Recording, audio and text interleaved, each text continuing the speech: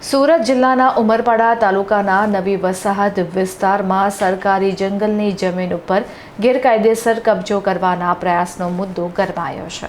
સુરત જિલ્લાના છેવાડે આવેલા ઉમરપાડા તાલુકાના નવી વસાહત વિસ્તારમાં સ્થાનિક આદિવાસી સમાજ અને ગ્રામજનોમાં ભારે આક્રોશ જોવા મળી રહ્યો છે। ગ્રામજનોના જણાવ્યા મુજબ નર્મદા જિલ્લાના સાગબારા તાલુકાના હલગામ પાડી વિસ્તારના કેટલાક લોકો સરકારી જંગલમાં ઘૂસણખોરી કરી જંગલને નુકસાન પહોંચાડીને સરકારી જમીન પર ગેરકાયદેસર કબજો કરવાનો પ્રયાસ કરી રહ્યા છે। આ મુદ્દે નવી વસાહત વિસ્તારના 10થી વધુ ગામોના સરપંચો અને આગેવાનો જંગલ વિસ્તારમાં એકત્રિત થયા હતા।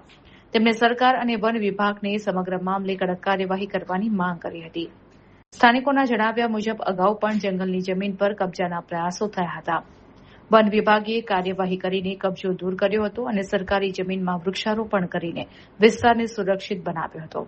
હાલ વન વિભાગે રસ્તાઓ બંધ કર્યા બાદ ફરી ઘર્ષણ જેવી સ્થિતિ સર્જાઈ રહી હોવાનો પણ આક્ષેપ કરવામાં આવ્યો છે। વડગામના સરપંચ જીવણભાઈ વસાવાએ જણાવ્યું હતું કે ઉમરપાડાના જંગલો સ્થાનિક આદિવાસી પરિવારો માટે જીવનરેખા સમાન છે। પશુપાલન માટે જરૂરી ઘાસચારો સહિતની જીવન જરૂરિયાતો જંગલ પરથી પૂરી થાય છે। જો બહારના લોકો ગેરકાયદેસર કબજો કરશે તો સ્થાનિક પરિવારોના જીવન નિર્વાહ પર સીધી અસર પડશે। આ પ્રસંગે વર્ષ 2024માં વડગામની 12 વર્ષની બાળકીઓ પર થયેલા બળાત્કાર અને હત્યાના કેસનો પણ ઉલ્લેખ કરવામાં આવ્યો હતો। ઉપસ્થિત લોકોએ આરોપીને કડકમાં કડક સજા આપવાની માંગ પણ પુનરાવર્તિત કરી હતી। હાલ સ્થાનિક આદિવાસી સમાજે સરકાર અને વન વિભાગને જંગલ અને સરકારી જમીનનું રક્ષણ કરવા તેમજ ગેરકાયદેસર કબજાના પ્રયાસોમાં સંડોવાયેલા લોકો સામે કાયદેસરની કડક કાર્યવાહી કરવાની માંગ ઉઠાવી છે।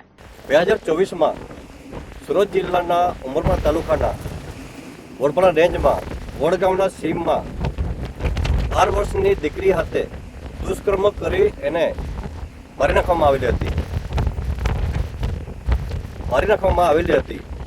તે દીકરીને આજ દિન સુધી ન્યાય મળ્યો નથી। હું સરકારશ્રીને મારી આજ વિનંતી છે કે આરોપીને ફાંસીની સજા થવી જોઈએ અને સખતમાં સખત સજા કરી અને આ પ્રશ્નને દૂર કરવો જોઈએ। સાથે સાથે આ લોકો સાગબારા તાલુકાના લોકો છે। આ લોકો ક્રૂર ખૂની હત્યા કરવાવાળા માણસો છે। એ અમારા જંગલ વિસ્તારમાં આ લોકો ગેરકાયદેસર ઘૂસી અને ફોરેસ્ટ ડિપાર્ટમેન્ટ તથા મારા ઉકાઈ અસરગ્રસ્તના વતની લોકો સાથે ઘર્ષણ કરવાવાળા માણસો છે અને આ લોકો પર્યાવરણના નુકસાન કરવાના માણસો છે। જેથી મારી સરકારશ્રીને આ વિનંતી છે કે ઉમરપાડા તાલુકાના હદમાં આવતો જંગલ એને અમે બચાવવા માટે આ સરકાર પર અમે ભીખ માગીએ છીએ। કારણ કે આ જંગલ બચે તો અમારા વસ્તીના લોકો પશુપાલન આધારિત લોકો છે। જેથી કરી જંગલમાંથી ઘર પેદાશો જેવા કે ઘાસચારો સૂકા લાકડા લાવીને લોકો જીવન ગુજારે છે। તો આ લોકો સાગબારા કે નર્મદા જિલ્લાના જે બિન અધિકૃત રીતે લોકો જંગલમાં ઘૂસે છે તો સરકારશ્રી મોટા પ્રમાણમાં મોટો ખર્ચ ઉતારો અને એ લોકોને જો નુકસાન કરતા હોય તો સખ્તમાં સખ્ત સજા થવી જોઈએ એવી પ્રયાસ સાથે આ કાર્યવાહી કરવા હું સરકારશ્રીને વિનંતી કરું છું। સાથે સાથે આજે સાગબારા તાલુકાનું જે જંગલ છે અમે નાના હતા ત્યારે આ જંગલ ખૂબ મોટા પાયે હતો પણ આ લોકોએ આ જંગલ પૂરું કરી ત્યાર પછી અમારા ઉમરપાડા વિસ્તારના જંગલમાં ઘૂસવા માટે આ લોકો પ્રયાસ કરે છે। એ લોકોને દૂર કરવા હું વિનંતી કરું છું। આભાર।